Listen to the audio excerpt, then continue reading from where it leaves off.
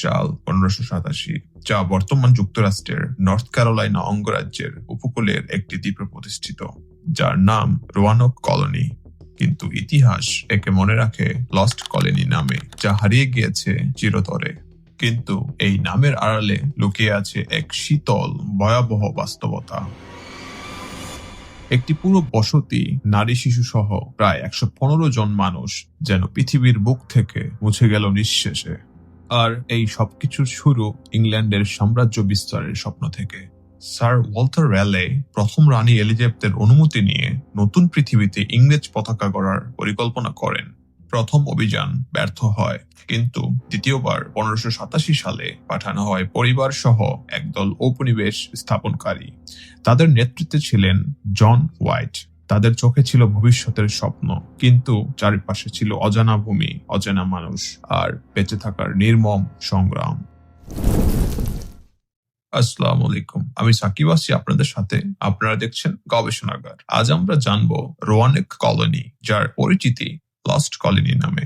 এই lost colony ইতিহাসের পাতা থেকে কিভাবে চিরতরে মুছে গেল, চলুন শুরু করা যাক। রোয়ানক দ্বীপ ছিল চমৎকার সুন্দর, কিন্তু প্রতারণাময়। চারিদিকে জলাভূমি, সীমিত খাদ্য এবং অনিশ্চিত ফসল। স্থানীয় অধিবাসীদের সঙ্গে সম্পর্কটাও ছিল টান টান। আগের অভিযানের সহিংসতার স্মৃতি তখনও তাজা। নতুন বসতির মানুষেরা জানতই না এই ভূমি তাদের জন্য কতটা বিপজ্জনক হয়ে উঠতে পারে। এদিকে খাদ্য সংকট দ্রুতই চেপে বসে। শিশুর কান্না, অসুস্থ মানুষের কাতরানো, অল্প রসদের হিসাব, সব মিলিয়ে ভয় ক্রমশ ঘনীভূত হতে থাকে। সাহায্যের আশায় জন হোয়াইট ইংল্যান্ডে ফিরে যান। তার মেয়ে ও ছোট্ট নাতনিকেও রেখে যান অনিশ্চিত ভাগ্যের হাতে। কিন্তু সমুদ্র পথ ছিল ভয়াবহ নির্মম, আর ইউরোপ তখন যুদ্ধে জড়িয়ে পড়ে। 3 বছর কেটে যায়, 3টি দীর্ঘ ভয়ঙ্কর বছর। সাল 1590 জন হোয়াইট যখন ফিরে আসেন, তখন তিনি যে দৃশ্য দেখেন তা ছিল নিঃশব্দ আতঙ্কের প্রতিমূর্তি। নেই কোনো লাশ, নেই কোনো লড়াইয়ের চিহ্ন পর্যন্ত, কিন্তু ঘরগুলো খুলে নেওয়া হয়েছে পরিকল্পিতভাবে, যেন সবাই প্রস্তুতি নিয়ে কোথাও চলে গিয়েছে। কিন্তু কোথায়, কেনই বা গিয়েছে? কাঠের খুঁটিতে খোদাই করা একটি শব্দ, ক্রোয়াটন, আর একটি গাছে CRO, ক্রো।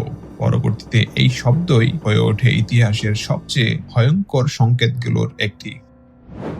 ক্রোয়াটন ছিল কাছের একটি দ্বীপের নাম, যা এখন হ্যাটেরাস আইল্যান্ড নামে পরিচিত।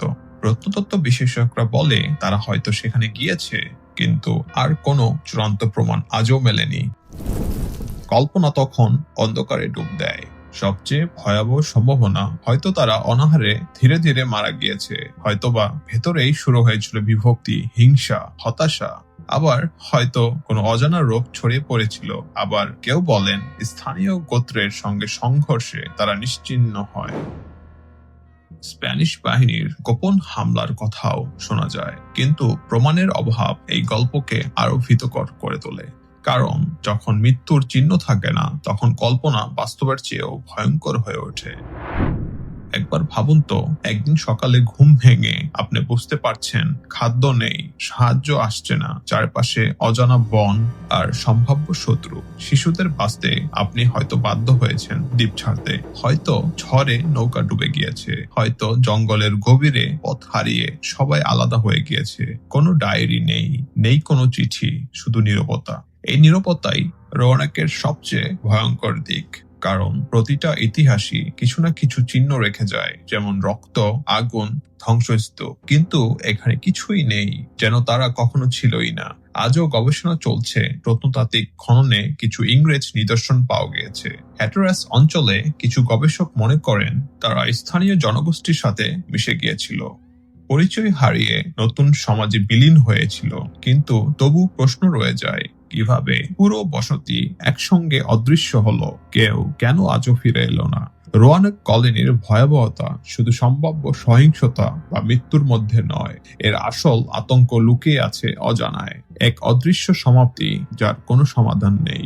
একটি শব্দ, ক্রোয়াটন, যা আজও ইতিহাসের পাতায় গাঢ় ছায়া ফেলে। ভিডিও ভালো লাগলে একটা সাবস্ক্রাইব আর লাইক দিতে ভুলবেন না। আর কমেন্ট করে জানিয়ে দিবেন পরবর্তীতে আপনি কি নিয়ে ভিডিও দেখতে চান।